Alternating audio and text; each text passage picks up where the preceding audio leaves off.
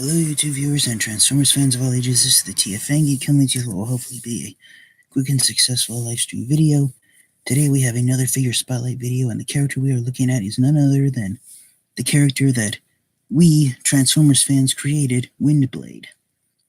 So back in 2013, Hasbro held the first ever poll in which Transformers fans got to use the features, alt mode, paint job, male or female, the name, origin point, backstory, and special abilities of a brand new Transformers character, and the end result from the choices Transformers fans had when the poll took place was Windblade.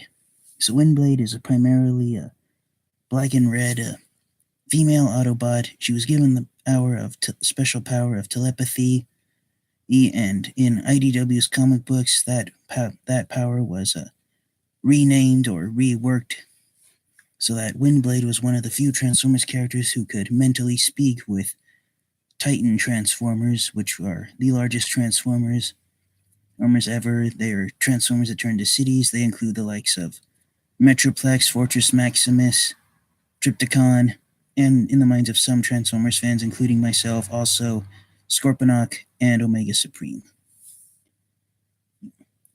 Now, interestingly enough, I found out that Windblade actually appeared in some of IDW's comic books a few months before the first toy of her, which is this right here, the Transformers Generations Thrilling 30/IDW Deluxe class toy of her was released. So Windblade actually first appeared officially in the Transformers franchise on the pages of comic books.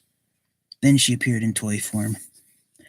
Now, even though Windblade has been around for only 5 years, I actually looked on Wikipedia, and if you browse around across the time span of a 5-year period, most Transformers characters, they have their physical appearance altered in some significant way, but surprisingly, Windblade's physical appearance has remained the same since she was created by us, the Transformers fans, back in 2013.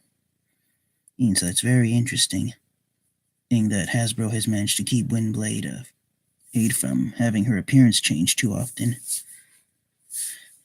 Now, after appearing as a toy in the Generations Thrilling 30 toy line, Windblade went on in 2015 to appear in Hasbro's Robots in Disguise cartoon series, and starting last year in 2018 and continuing this year in 2019, the current Transformers cartoon series at the time of this video's recording is Transformers Cyberverse, and Windblade has become one of the focal characters of the Transformers Cyberverse cartoon. And for me personally, even though Windblade has been given a handful of toys in both the Robots in Disguise 2015 and in the Transformers Cyberverse toy lines, most of the toys of Windblade in those two toy lines, they don't hold up to the two toys of Windblade that we have right here.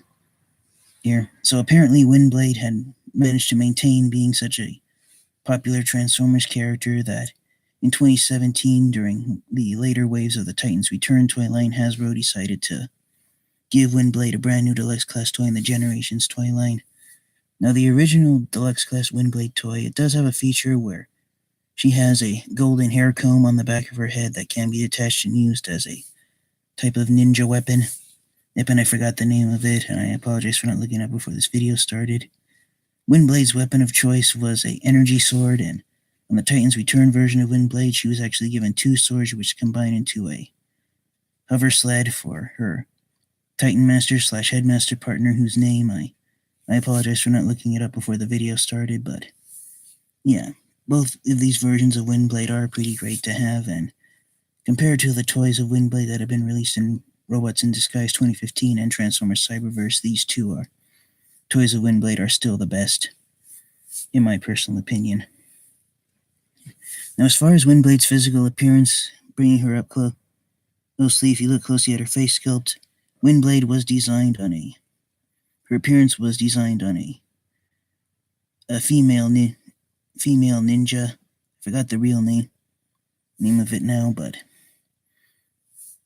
I really enjoy Windblade's appearance, and in the Transformers Cyberverse cartoon, Windblade has been treated more as being Autobot who, despite originating on one of the Transformers colony worlds of Caminus Windblade, primarily because of the stories designed for her by IDW in their comic books, Windblade's been portrayed as being a Transformer who actually enjoys living on planet Cybertron more. So here on the Generations toy of Windblade, she has a protection hilt for her energy sword, and if you look closely right there, there's actually a turbine sculpted into the sword, and it's made out of clear plastic, and so is the blade. It's actually clear plastic, but they give it a blue tilt. Now, another thing about Windblade that's main consistent is the alt mode that was given to her was a VTOL jet, basically a jet that is capable of vertical takeoff. Now, as far as articulation, both the Generations Thrilling 30 and Titans Return Windblade, they have roughly the same articulation, swivel joint in the neck, ball jointed shoulders. Generations Windblade, she has ball jointed elbows and wrist swivels. Titans Return Windblade, she has hinge jointed elbows and no wrists. Thighs are roughly the same, universal jointed hips. On Titans Return Windblade, swivel jointed thighs and hinge knees. Her feet can move up and down, but that's primarily for transformation. And on Thrilling 30 Windblade, she has ball jointed hips, swivel thighs, hinge knees, and her feet, primarily her heel spurs, can move inward and outward, but that's again due to transformation. And unfortunately, it's because of how the feet transform on both toys of Windblade that normally, unfortunately, they don't really hold well on a flat surface. Generations Windblade, the main problem is that she's top heavy and she likes to fall backward. The reason why my copy's standing up straight right now is because the sword hilt is hitting my backboard. And as you can see, when I tap the backboard, she moves with it. Now for Titans Return Windblade, unfortunately, if you look closely at her feet, they were designed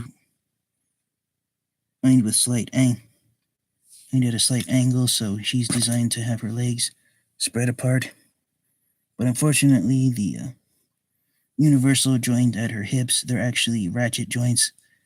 And so if you spread her legs out, they end up going too far. So unfortunately, both toys of Windblade have problems standing up in robot mode. So getting them transformed can be fairly simple. Well, and if you want to, you can have Windblade hold her sword while it's still inside the hilt, but and give her a black club sword, but the way I had it before is the intended use for it. So to get Windblade transformed, it can be somewhat finicky, and it's not because the transformation is difficult, it's because you have to move quite a few parts to get Windblade to transform correctly.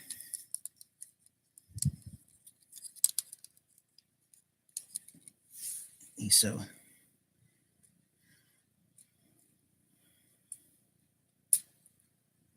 some interesting bit on trivia, the Generations Thrilling 30 version, which I'm now transforming off camera. I apologize for not keeping it on camera.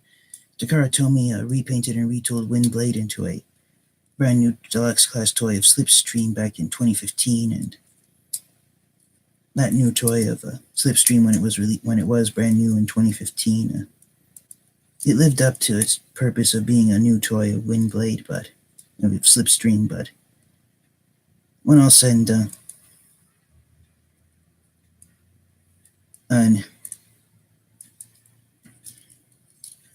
on this toy mold, the first toy mold of Windblade designed for the Generations Thrilling 30 line, it's unfortunately not the best of Windblade, and in my opinion, the Titans Return version of Windblade, even though Windblade hasn't been turned into a headmaster with the exception of the Titans Return toy line, Titans Return Windblade has some of the best articulation compared to other toys of Windblade that have been released since she was created.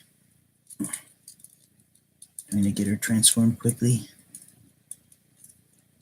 for everyone.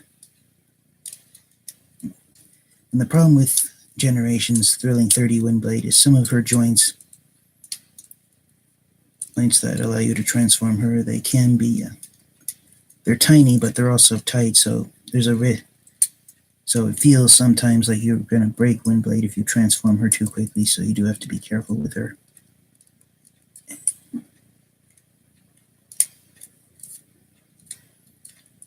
Lined up.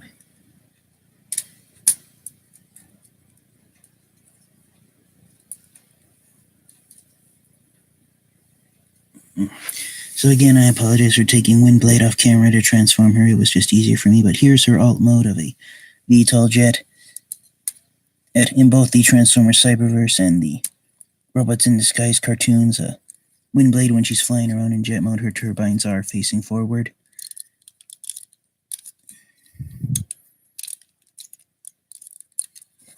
And on my copy of Windblade, her arms, which form the base of the wings and the sides of the jet, they don't like to stay pegged in too securely. Windblade, for her landing gear, here she has 2 permanently deployed landing gear in the back, and she has 1 up in the front here, but on my copy it likes to stick sometimes. And then for Windblade's sword, you first peg it right here in the center of the jet, and then friction holds it in place in the back. See if I can get it lined up properly.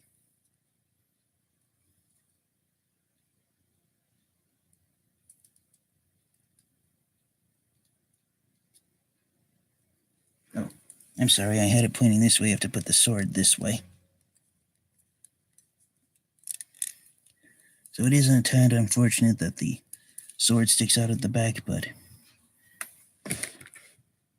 at least it does its job of being able to store in place, and that's something that a lot of jet transformers have trouble with, is if they're given a big laser gun, they have trouble with weapon storage. So in jet mode, a lot of Windblade's red paint, even though it was fairly evened out in her robot mode, it ends up hidden, except for her robot mode legs, which form the top center of the jet fuselage. And a lot of Transformers fans didn't like this about the Generation Thrilling 30 Windblade, that her robot mode legs just ended up sticking up there, acting like air, and a lot of Transformers fans thought that it took away Windblade being a robot in disguise.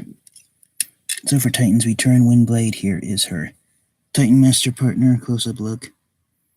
Look, and I am so sorry I forgot to look up the Titan Master's name before starting this video, but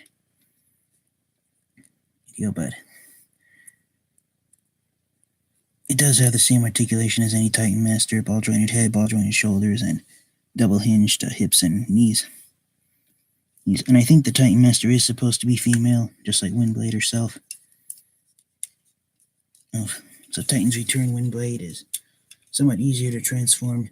And one reason why Titans Return Windblade, it has slightly easier transformation on the Generations Windblade, because she wasn't a headmaster, you had to open a cockpit to store the head and everything, and then here on the Titans Return version, you just flip the nose back and store the Titan Master inside, so there's less parts to move around, and then bring the legs up, and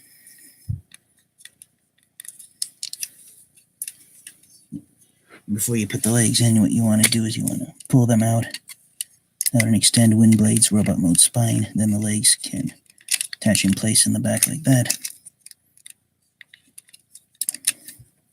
Straighten out the wings, and then for the arms, what you want to do is you actually want to rotate them so that these 2 points are pointing down, and those act as the faux landing gear.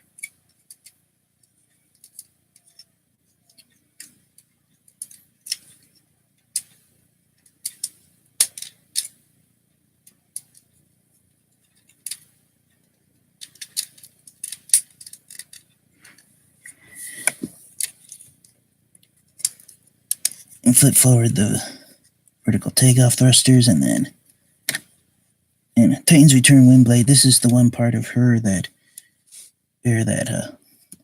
didn't do as great of a job as the Generations Windblade. Right here, these green slots on her swords peg into these slots here on her wings, so unfortunately it does just look like she has 2 giant swords hanging below her wings. Don't even look like missiles or anything, but yeah. So there are both versions of Windblade and their alt modes. Titans Return and Generations Thrilling 30/IDW. And yeah, basically, as far as Windblade goes, she has been a great Transformers character, and since we the fans created her, I personally enjoy her, and last few years, Windblade has become the, as some Transformers fans have pointed out, the go-to female Autobot Transformers character of the Transformers franchise, which was originally RC, so...